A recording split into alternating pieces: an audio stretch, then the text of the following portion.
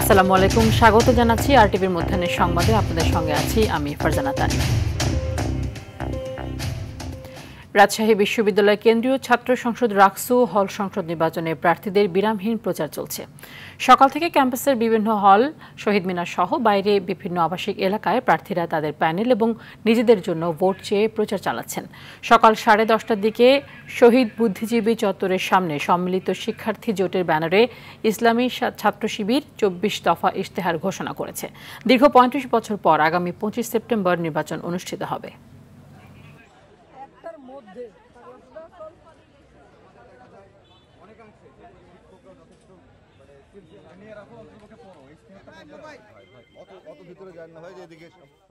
শতভাগ আবাসন নিশ্চিত করার পূর্ব পর্যন্ত প্রশাসন অ্যালামনাই অ্যাসোসিয়েশনের সাথে সমন্বয় করে অগ্রাধিকার ভিত্তিতে আবাসন ভর্তুকি প্রদান করা, ক্যাম্পাস পার্শ্ববর্তী এলাকায় চুরি ও ছিনতাই রোধে নিরাপত্তা বলয় তৈরি করা, বিভিন্ন ইন্ডাস্ট্রির সাথে যৌথভাবে রিসার্চ ও ডেভেলপমেন্ট প্রোগ্রাম চালু করা, গবেষণা কার্যক্রমের জন্য প্রয়োজনীয় প্রোগ্রামিং ল্যাঙ্গুয়েজ SPSS, পাইথন বিনামূল্যে প্রশিক্ষণের ব্যবস্থা করা।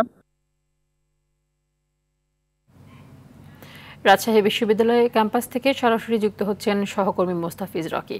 মোস্তাফিজ, রাকসু নির্বাচনের প্রার্থীদের প্রচার প্রচারণা কেমন দেখছেন এবং তারা কি ধরনের প্রতিশ্রুতি দিচ্ছেন, এবং দীর্ঘ 35 বছর পর হতে যাওয়া এই নির্বাচনকে ঘিরে শিক্ষার্থীদের প্রতিক্রিয়া এবং প্রত্যাশা কি?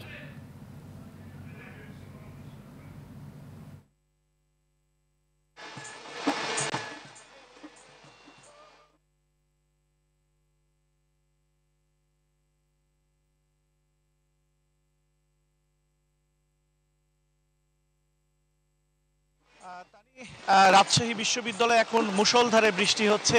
এই বৃষ্টি কিন্তু প্রার্থীদের যে প্রচার প্রচারণা সেটি কিন্তু আসলে ব্যাঘাত ঘটাতে পারেনি।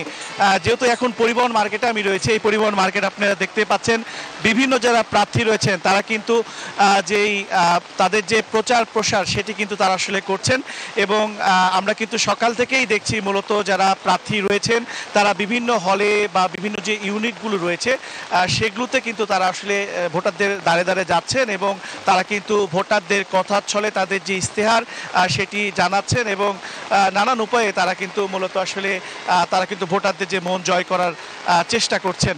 এবং আমরা কিন্তু কিছুক্ষণ আগেও দেখেছিলাম যে শহীদ বুদ্ধিজীবী চত্বরে শিবিরের যে প্যানেল রয়েছে সম্মিলিত শিক্ষার্থী জোট, তাদের পক্ষ থেকেও 24 দফা যে ইশতেহার সেটি ঘোষণা করা হয়েছে এবং তারা বলছেন শিক্ষার্থী বান্ধব কিন্তু যে ইশতেহার সেটি কিন্তু আসলে ঘোষণা করা হয়েছে। আমরা আপনাদেরকে দেখানোর চেষ্টা করছি যে এইভাবেই কিন্তু পুরো যে রাজশাহী বিশ্ববিদ্যালয় ক্যাম্পাস রয়েছে নেচে গিয়ে শিক্ষার্থীরা বিভিন্ন কৌশলে যারা প্রার্থী রয়েছেন তারা কিন্তু শিক্ষার্থীদের দাঁড়ে দাঁড়ে পৌঁছানোর চেষ্টা করছেন। পাশাপাশি তাদের যে ইশতেহারগুলি রয়েছে, সম্ভাবনার বা সমস্যার যে বিষয়গুলো রয়েছে তারা কিন্তু আসলে তুলে ধরার চেষ্টা করছে। এবং এই যে প্রচার প্রচারণা এটি চলবে আগামী 24 সেপ্টেম্বর রাত 10টা পর্যন্ত। এবং পুরো ক্যাম্পাসটি আমরা দেখতে পাচ্ছি যে এক ধরনের যে উৎসবের আমেজ সেটি বিরাজ করছে, কারণ আপনি জানেন যে দীর্ঘ 35 বছর পর এই যে রাকসু নির্বাচন হতে যাচ্ছে, নানান চড়াই উতরাই পেরিয়ে কিন্তু এই নির্বাচনটি হতে যাচ্ছে। এই কারণে সাধারণ শিক্ষার্থীর মধ্যে এক ধরনের যে উচ্ছ্বাস বা উৎফুল্লতা সেটি কিন্তু আমরা লক্ষ্য করতে পাচ্ছি। এবং তারা কিন্তু এই রাকসু নির্বাচনে কিন্তু তারা কিন্তু আসলে বিভিন্ন যে সমস্ত ইশতেহারগুলো রয়েছে, স্বতন্ত্র প্যানেল থেকে শুরু করে যে সমস্ত দলের যে সমস্ত সহযোগী সংগঠনগুলো রয়েছে তাদের পক্ষ থেকেও কিন্তু আসলে ইশতেহার ইতোমধ্যে আসলে ঘোষণা করার তারা কিন্তু আসলে বলেছেন। এছাড়াও রাকসু নির্বাচনের এই প্রচার প্রচারণা আসলে যদি কথা বলি তো রাজশাহী বিশ্ববিদ্যালয় পুরো ক্যাম্পাসে জমজমাট অবস্থা বিরাজ করছে। ধন্যবাদ আপনাকে।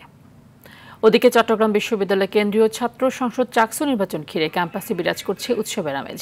আগামী 25 সেপ্টেম্বর প্রার্থীদের চূড়ান্ত তালিকা প্রকাশ করা হবে। এরপরই প্রচার শুরু করবেন প্রার্থীরা। আর ভোট গ্রহণ অনুষ্ঠিত হবে 12 অক্টোবর OMR পদ্ধতিতে। এদিকে নির্বাচনে কার্যনির্বাহী পরিষদ পদে মনোনয়ন জমা দিয়েছেন 429 জন প্রার্থী। চাকসুর নির্বাচন কমিশনার অধ্যাপক ডক্টর AKM আরিফুল হক সিদ্দিকী এই তথ্য নিশ্চিত করেছেন। এর মধ্যে আলোচনার কেন্দ্রবিন্দুতে 3 শীর্ষ পদ VP, GS ও AGS। এসব পদে প্রতিদ্বন্দ্বিতা করবেন 69 জন।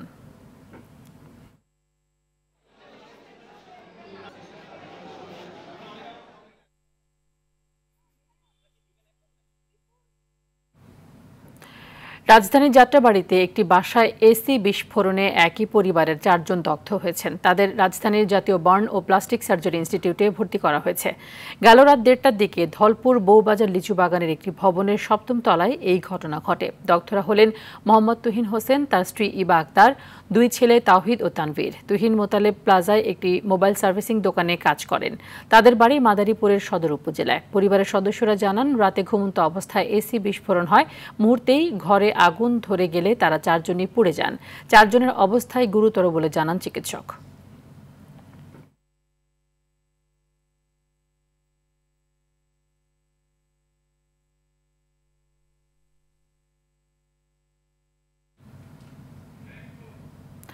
দীর্ঘ 9 বছর পর আজ অনুষ্ঠিত হচ্ছে কিশোরগঞ্জ জেলা বিএনপির ত্রিবার্ষিক সম্মেলন। জেলার পুরাতন স্টেডিয়ামে এই সম্মেলন ঘিরে দলীয় নেতাকর্মীদের মাঝে ব্যাপক উৎসাহ উদ্দীপনা বিরাজ করছে। সকাল থেকে জেলার বিভিন্ন উপজেলা ও ইউনিয়ন থেকে নেতাকর্মীরা মিছিল নিয়ে সমাবেশ স্থলে আসছেন। সম্মেলনের প্রধান অতিথি হিসেবে ভার্চুয়ালি যুক্ত হবেন বিএনপির ভারপ্রাপ্ত চেয়ারম্যান তারেক রহমান এবং সম্মেলন উদ্বোধন করবেন দলের মহাসচিব মির্জা ফখরুল ইসলাম আলমগীর।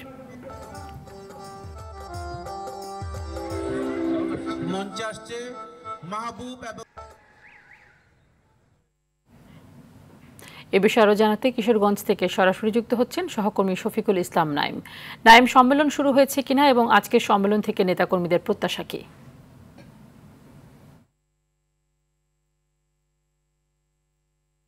দীর্ঘ 9 বছর পর জেলা বিএনপিতে সম্মেলন কিন্তু অনুষ্ঠিত হচ্ছে। এই সম্মেলনকে ঘিরে কিন্তু স্থানীয় নেতাকর্মীদের তাদের মনে কিন্তু উৎসাহ ও উদ্দীপনা কাজ করছে। সকাল থেকে কিন্তু জেলার বিভিন্ন উপজেলা এবং ইউনিয়ন থেকে নেতাকর্মীরা কিন্তু মিছিল সহকারে অংশ নিচ্ছেন সমাবেশস্থলে। বিএনপির এই সমাবেশ কিন্তু আপনি জানেন, বিএনপির এই সমাবেশ কিন্তু 2টি অধিবেশনের মাধ্যমে অনুষ্ঠিত হবে। প্রথম অধিবেশন হবে একটি সমাবেশ এবং দ্বিতীয় অধিবেশনের মাধ্যমে কিন্তু ভোটের মাধ্যমে কিন্তু প্রার্থী নির্বাচন করা হবে। তো প্রথম সমাবেশে প্রধান অতিথি হিসেবে ভার্চুয়ালি উপস্থিত থাকবেন যে বিএনপির ভারপ্রাপ্ত চেয়ারম্যান তারেক রহমান এবং এই প্রথম অধিবেশন উদ্বোধন করবেন বিএনপির মহাসচিব মির্জা ফখরুল। জেলার এবং কেন্দ্রীয় নেতাকর্মীরা উপস্থিত থাকবেন।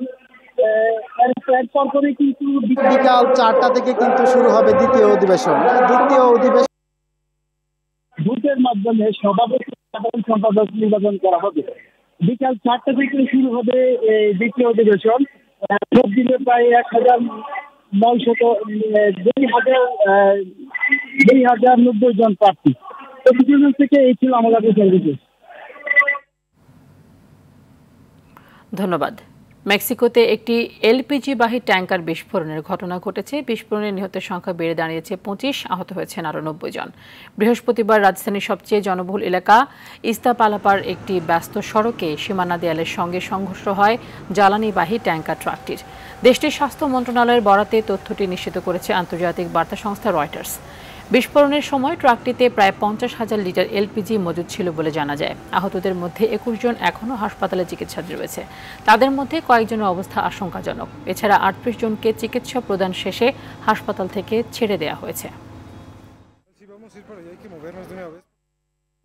ভেনেজুয়েলার আরও একটি মাদকবাহী নৌযানে হামলা করেছে যুক্তরাষ্ট্র। এতে নিহত হয়েছে অন্তত 3 জন। বিষয়টি নিশ্চিত করেছেন মার্কিন প্রেসিডেন্ট ডোনাল্ড ট্রাম্প। স্থানীয় সময় শুক্রবার রাতে নিজের সামাজিক মাধ্যম ট্রুথ সোশ্যালে ট্রাম্প একথা জানান।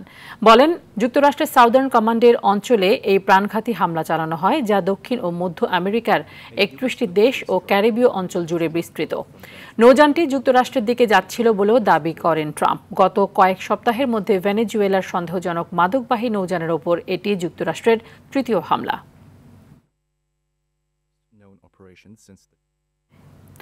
ইসরায়েলের নজিরবিহীন হামলায় গাজায় তৈরি হয়েছে ভয়াবহ মানবিক সংকট। গেল একদিনে নিহত হয়েছে আরও অন্তত 43 জন। উপত্যকায় প্রায় 2 বছরের ইসরায়েলি আগ্রাসনে এবারই সবচেয়ে ভয়াবহ পরিস্থিতির মুখে ফিলিস্তিনিরা। গাজার এই মানবিক বিপর্যয়ে আন্তর্জাতিক মহল থেকে গভীর উদ্বেগ জানানো হলেও হামলা বন্ধে এখনও কোনো কার্যকর পদক্ষেপ দেখা যায়নি। ইমতিয়াজ আহমেদের রিপোর্টে বিস্তারিত। একের পর এক ভবন গুড়িয়ে দিচ্ছে ইসরায়েলি বাহিনী। গাজা শহরে এভাবেই নজিরবিহীনভাবে স্থল ও বিমান হামলা চালিয়ে যাচ্ছে ইসরায়েল। তাল আল হাওয়া এলাকায় ধ্বংসস্তূপের নিচে এখনো আটকা আছে অনেক পরিবার। এক সতর্কবার্তা ইসরায়েলি সেনাবাহিনী জানায়, ফিলিস্তিনিদের গাজা শহর ছাড়তে হবে, না হয় তাদের উপর নেমে আসবে ভয়াবহ আঘাত। প্রাণ বাঁচাতে দক্ষিণ দিকে ছুটছেন লাখো মানুষ। তবে যানবাহনের অভাব ও আর্থিক সংকটে অনেকে পায়ে হেঁটেই যেতে বাধ্য হচ্ছেন। অনেকে আবার 10 থেকে 15 কিলোমিটার হেঁটে পৌঁছাচ্ছেন দক্ষিণের আল মাওয়াসি এলাকায়। দক্ষিণের আল মাওয়াসিকে নিরাপদ অঞ্চল বলা হলেও সেখানেও হামলা চালানো হয়েছে। জাতিসংঘ বলছে, আগস্টের শেষ থেকে গাজা শহর ছেড়েছেন প্রায় 5 লাখ মানুষ। তবে এখনও উত্তরাঞ্চলে রয়ে গেছেন 7 লাখেরও বেশি মানুষ। গাজা এখনো পর্যন্ত যে মৃত্যু ও ধ্বংস হয়েছে, এ অবস্থাকে ভয়াবহ হিসেবে উল্লেখ করেছেন জাতিসংঘ মহাসচিব অ্যান্তোনিও গুতেরেস। বলছেন, তার পুরো জীবনে তিনি গাজার মতো এমনটা আর কোথাও দেখেননি। গাজার আল আকসা হাসপাতালে অপুষ্টিতে মারা গেছে 9 বছরের এক শিশু। চলমান দুর্ভিক্ষে এ পর্যন্ত প্রাণ গেছে 441 জনের। গাজার স্বাস্থ্য ব্যবস্থা ভেঙে পড়ার দ্বারপ্রান্তে। গত 10 দিন ধরে কোনো জ্বালানি প্রবেশ না করায় হাসপাতালগুলো সীমিত শক্তি দিয়ে টিকে আছে। বলা হচ্ছে, আগামী 72 ঘন্টার মধ্যে অচল হয়ে পড়তে পারে পুরো স্বাস্থ্য ব্যবস্থা। এদিকে জেরুজালেমে ইসরায়েলের প্রধানমন্ত্রীর সরকারি বাসভবনের সামনে রাস্তায় তাঁবু বসিয়ে বিক্ষোভ করছেন হামাসের হাতে বন্দী থাকাদের পরিবার।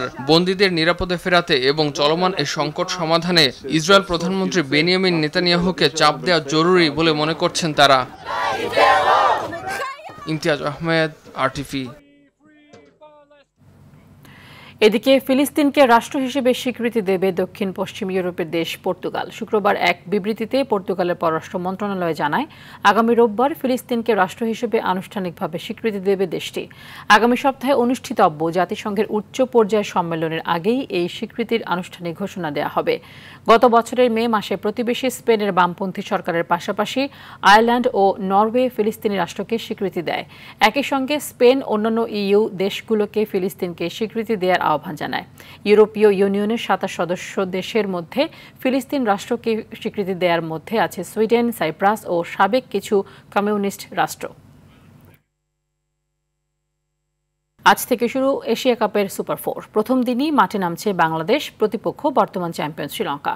দ্বিতীয় রাউন্ডে আসার পর টাইগারদের নজর এখন ফাইনালে। লঙ্কানরা চিরচেনার প্রতিপক্ষ হওয়ায় ম্যাচে ভালো লড়াই হবে বলে জানান pace bowling coach Shaun Tait. বিস্তারিত রাফি আমিনের রিপোর্টে।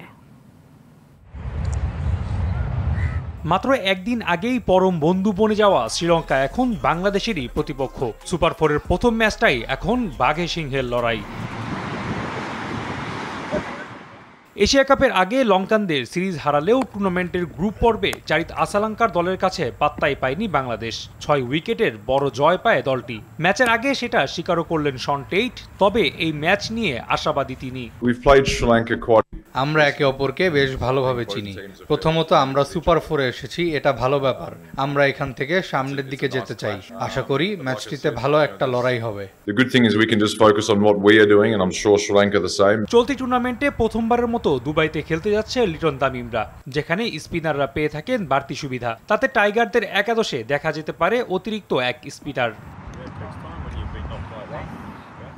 এদিকে টুর্নামেন্ট জুড়ে ছন্দেই আছে লঙ্কানরা। 3 ম্যাচের 3টিতেই জয়। এই ম্যাচেও সেই ধারা অব্যাহত রাখার লক্ষ্য দলটির।